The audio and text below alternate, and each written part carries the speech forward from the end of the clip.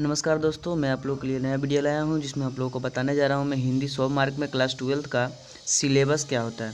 Syllabus में हम लोग को क्या क्या पढ़ना है, कितना नंबर्स का क्या क्या क्वेश्चन रहेगा, ऑब्जेक्टिव कितना रहेगा, सब्जेक्टिव कितना रहेगा, प्लस मैं आप लोगों को ये बताऊँगा क्या क्या पढ़िएगा कि ऑब्जेक्टिव में पूरा मार्क्स और सब्जेक्टिव में पूरा मार्क ला सकें। इस वीडियो को लास्ट तक देखिएगा, बहुत ही इंपॉर्टेंट होने वाला है ये वीडियो।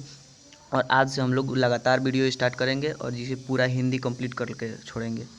तो मैं आप लोग को बता दूं कि हर एक चैप्टर को होगा यहाँ पे हिंदी में। और इसके बाद मैं बता दूं कि इसका पीडीएफ भी चाहिए, तो आप लोगों को मैं आप लोगों को पीडीएफ दे दूँगा। सबसे पहले आप लोगों को बता दूं कि कितना क्वेश्चन रहेगा, बुक में से कितना क्वेश्चन रहेगा, ग्रामर में कितना क्वेश्चन रहेगा, बुक में से क्या क्या पढ़ेंगे कि पूरा बुक में से जितना भी क्वेश्चन आए हम लोग सॉल्व कर दें।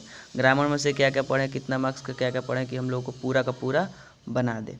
और स्ट्रेटेजी ये बनानी है कि हम लोग को पूरा पूरा नंबर आए, 100 में से 100 100% प्रूफ के साथ देखिए लास्ट तक वीडियो, आपको यकीन हो जाएगा। तो चलिए हम लोग देखते हैं।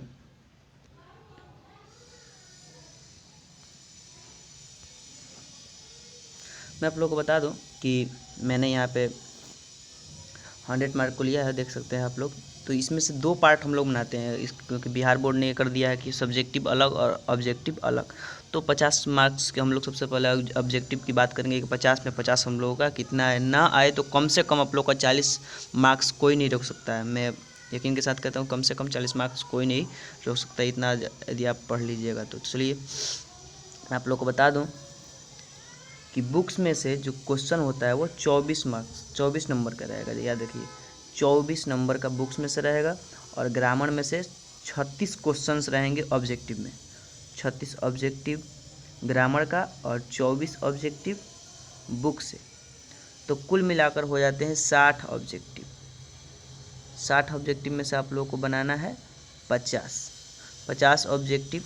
अगर आप कम से कम बनाइएगा तो 40 ऑब्जेक्टिव बना सकते हैं, इतना याद रखिए। 40 ऑब्जेक्टिव पूरा का पूरा आप लोग बना सकते हैं। तो चलिए हम लोग थोड़ी देर बात करेंगे। अब बुक से बात करते हैं, 24 में से 24 मार्क्स आए तो आए कैसे। तो बुक की बात करते हैं हम लोग।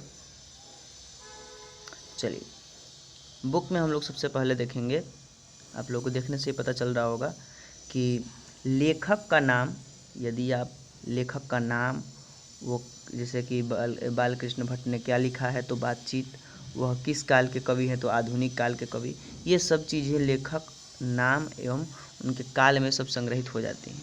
अगर ये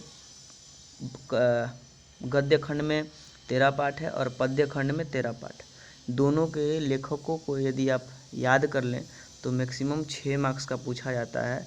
तो मैं यहाँ पे कम करके अपने से बनाया हूँ कि 4 मार्क्स तो किसी हालत में आप ला ही सकते हो इतना करके। तो सिर्फ उतना 26 लेखक के जूनियर को याद कर लीजिएगा तो आप लोग को 4 मार्क्स मिल जाएंगे। और मैं आप लोग को इतना आसान तरीका बताऊँगा याद करने का कि आप देखते ही रह जाएंगे। चलिए आगे हम बताते हैं। लेखक का नाम एवं काल अगर पढ़ लेते हो तो 4 मार्क्स कोई नहीं रोक सकता आपका, 4 मार्क्स ये कोई नहीं रोक सकता। और इसके बाद पूर्व में पूछे गए प्रश्न, यानी कि 2020 तक जितने भी बिहार बोर्ड में क्वेश्चन पूछे गए हैं, आप लोग क्वेश्चन बैंक उठाकर देखिए। हर साल 7 से 8 या 5 से 7 क्वेश्चन रिपीट करता है, same to same question repeat करता है।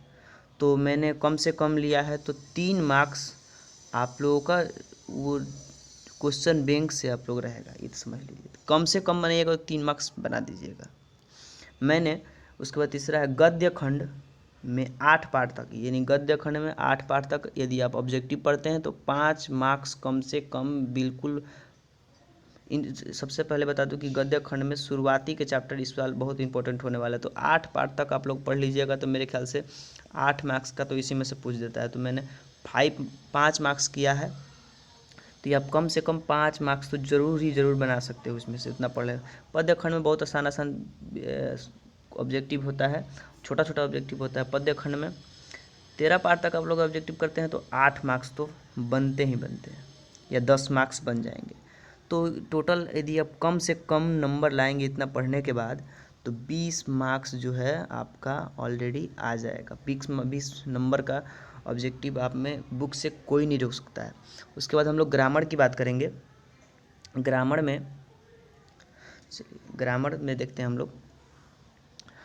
ग्रामर में हम लोग 10 टॉपिक लिए हुए हैं, जिसमें से आप लोगों को 33 मार्क्स का हो रहा है। यहाँ पे 36 मार्क्स इसमें से पूछे जाएंगे। तो जो इम्पोर्टेंट है मैं उसको पढ़ा दूंगा इसमें से, कि आप लोग का कम से कम 30 मार्क्स इसमें से आ जाए, क्योंकि 20 किताब से आप लोग का आ जाएगा और 30 ग्रामर से आ जाएगा। तो टोटल मिलाकर देखिए 50 ऑब्जेक्टिव आपको सॉल्व हो जाएंगे, जिसमें से कम आप बनाइएगा और भी छोड़ भी दीजिएगा, तब भी आपके पास 40 ऑब्जेक्टिव बचते हैं। सोच रहे हो मैं क्या बोल रहा हूँ? चलिए, पहला है लिंग, जिसमें से 30 मार्क्स का पूछा जा रहा है। लिंग में से देख सकते हैं आप लोग, लिंग में जो है 30 मार्क्स का पूछा जा रहा है। 30 मार्क्स का लिंग में 3 मार्क्स का पूछा जा रहा है। फिर विशेषण है, उपसर्ग है, प्रत्यय, संधि देखिए 5 मार्क्स का है, संधि 5 मार्क्स का है, इम्पोर्टेंट है। समास 3 मार्क्स का है, पर्यायवाची शब्द 4 मार्क्स का है, विलोम शब्द 3 मार्क्स, अनेक शब्दों के एक शब्द 4 मार्क्स और मुहावरा 4 मार्क्स। मैं आप लोगों को बता दूं कि मुहावरा और अनेक शब्दों के एक शब्द, विलोम शब्द, पर्यायवाची शब्द, संधि और ये लिंग और विशेषण, ये 6 जो टॉपिक है वो आप लोग पढ़ लेते हो तो आप लोग का कोई 30 नंबर नहीं रोक सकता है, सिर्फ इतना ही पढ़ने से। प्रत्यय उपसर्ग बहुत ही आसान है, 2-2 नंबर एकदम इसमें तो मिलने ही मिलने हैं, आप लोग जानते ही होंगे। तो इतना पढ़ लेने से आप लोग का 30 मार्क्स कम से कम 36 क्वेश्चन में से आप लोग बना लोगे, ये निश्चित रूप से। इतना पढ़ लेने के बाद नहीं पढ़ोगे, मैं नहीं जानता मेरा भी आएगा कि नहीं, मैं भी 12th क्लास में हूँ,